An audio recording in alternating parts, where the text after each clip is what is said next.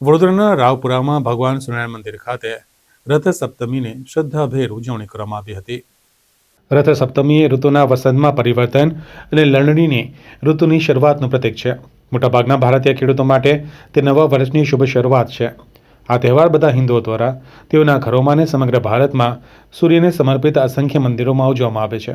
વડોદરા શહેરના રાવપુરા મુખ્ય માર્ગ પર આવેલ અને અતિ પૌરાણિક અને આધ્યાત્મિક મહત્વ ધરાવતા સ્વામિનારાયણ મંદિર ખાતે પણ રથ સપ્તમીની શ્રદ્ધાભેર રીતે ઉજવણી કરવાનું આયોજન કરવામાં આવ્યું હતું.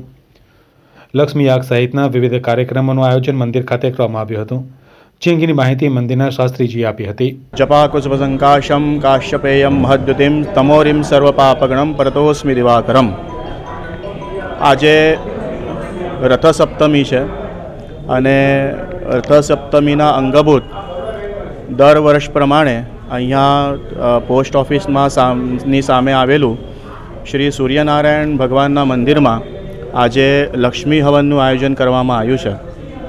આ અમે લગભગ 40-50 વર્ષોથી આ કાર્યક્રમ કરતા આવ્યા છીએ અને મંદિરમાં આવા ઘણા અનેક કાર્યક્રમો થાય છે અને આજે રથ સપ્તમીના નિમિત્તે આ ખાસ આયોજન કરવામાં આવ્યું છે લક્ષ્મી યાગનું.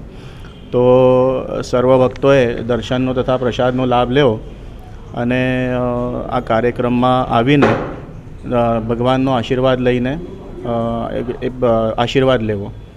ગુરુદેવ રથ મંત્ર જાપ પણ કરવામાં આવે છે. હા, અહીંયા આજે ખાસ સૂર્યનારાયણ ભગવાનના મંદિરમાં આજે મહાલક્ષ્મીનું આયોજન કરવામાં આવ્યું છે. એમાં મહાલક્ષ્મીનો જે ખાસ મંત્ર છે કે ઓમ શ્રીમ હ્રીમ શ્રીમ મહાલયે ઓમ શ્રીમ હ્રીમ શ્રીમ મહાલક્ષ્મી નમઃ, એવી રીતે આ મંત્રનું હવન કરવામાં આવ્યું છે. તો એના લીધે પણ આ એક યાગનું બહુ મહત્ત્વ છે. તો બધાએ આનો દર્શનનો તથા લાભ લેવા વિનંતી છે.